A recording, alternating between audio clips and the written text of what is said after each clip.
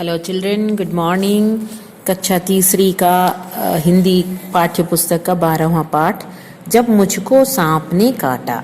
ये पाठ का नाम है, जब मुझको सांप ने काटा। इसको मैं रीडिंग करके लेसन भी समझा रही हूँ और सुन करके पढ़ने की कोशिश करना। हाँ, पढ़ने के लिए है ये। एक दिन मैंने अपने अहाते में एक छोटा सा सांप रेंगते देखा। वह धीरे धीरे रेंग रहा था।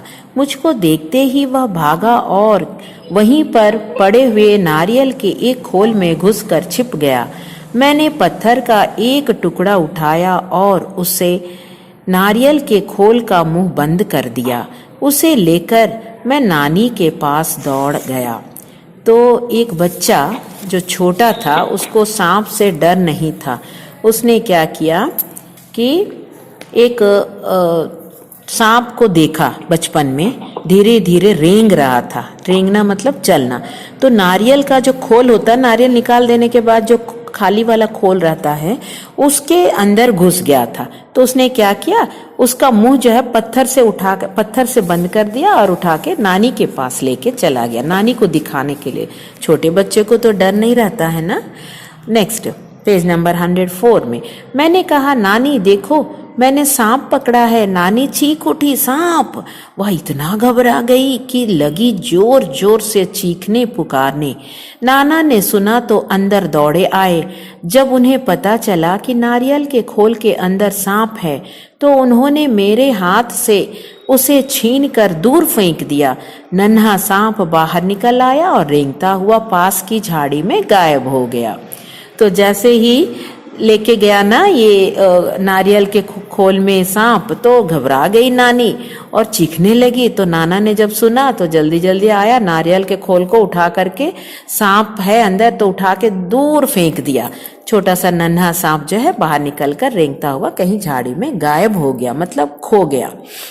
उसके बाद नाना ने मुझसे कहा, खबरदार फिर कभी सांप के पास मत जाना, सांप बहुत खतरनाक होता है। तो नाना ने उसे समझाया, कभी भी मत जाना बच्चे। नेक्स्ट पेज नंबर 105 में उसी दिन शाम को मैं एक बर्र को पकड़ने की कोशिश कर रहा था कि उसने काट खाया। बड़ी जोर से दर्द उठा। मुझे दर्द से कराहते देखकर नानी ने सोचा कि मुझे सांप ने काट लिया है। मैंने दौड़कर नानी को उंगली उठाई। उन्होंने जल्दी से नाना को पुकारा। नाना तुरंत दौड़े आए और मेरी उंगली को देखा। जहां बर्र ने काटा था वहां नीला निशान पड़ गया था।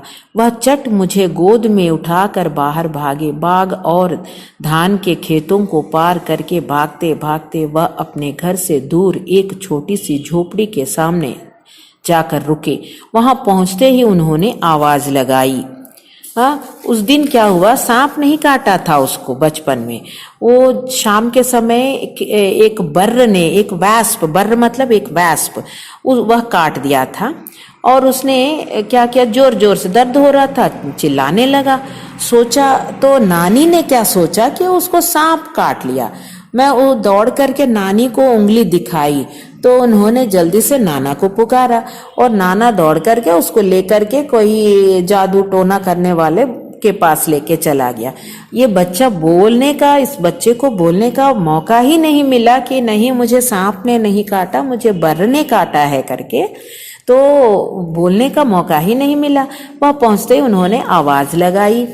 नेक्स्ट पेज नंबर 106 में देखो, एक बूढ़ा आदमी बाहर निकला। वह सांप के काटने का मंत्र जानता था। नाना ने उससे कहा, इस बच्चे को सांप ने काट लिया है, उसकी झाड़ फूंक कर दो।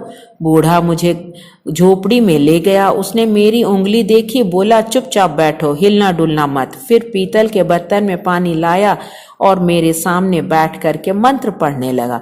मैं चाहता तो बहुत था कि उस बूढ़े को बता दूं कि मुझे सांप ने नहीं, बर्र ने काटा है।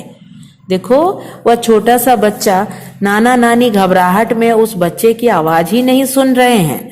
उस बच्चे की आवाज को सुनने की कोशिश भी नहीं किए, जानने की कोशिश भी नहीं की, सीधे, क्योंकि सुबह में एक नारियल के खोल में सांप आया था, सांप को देखा ना, तो उन्होंने सोचा सांप ही काट दिया होगा इस बच्चे को।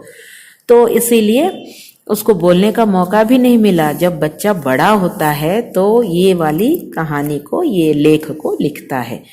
मैं चाहता तो था बहुत, मतलब बूढ़े को बताना चाहता था लेकिन नहीं बता पाया, पर मेरे नाना मुझे कसकर पकड़े रहे और मुझे बोलने ही नहीं दिया।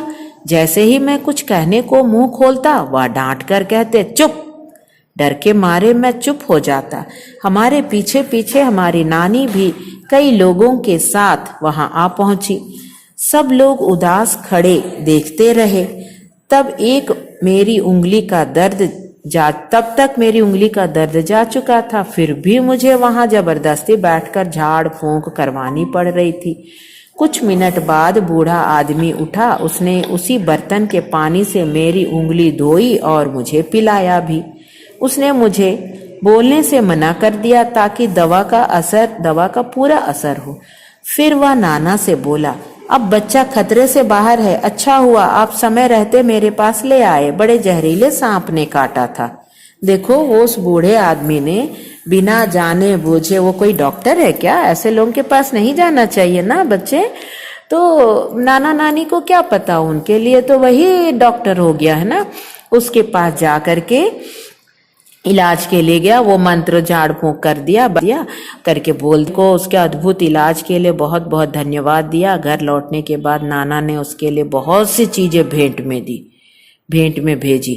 मतलब उसको बहुत सारा गिफ्ट प्रेजेंट किया, बहुत सारे गिफ्ट दे दिए, बहुत सारे पैसे, इन दिनों तो डॉक्टर देते थे। भेंट भेज दी कि सांप काटा था, कर दिया। सोच, वास्तव में सांप नहीं काटा था उस बच्चे को, है ना बच्चे? समझ में आया है? ये कहानी तुम लोग पढ़ो, समझो, सुनो, मेरी आवाज को सुनो, फिर तुम लोग पढ़ो। Okay, thank you children. Okay, bye.